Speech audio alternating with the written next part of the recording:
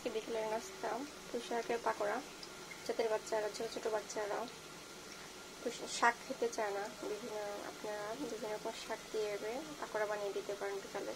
বাচ্চাটা সস দিয়ে খুব মজা করে খেয়ে ফেলে। ভাজার পরে এগুলো এরকম হয়ে যাবে কালার, সুন্দর একটা কালার চলে আসছে, খেতে অনেক টেস্ট।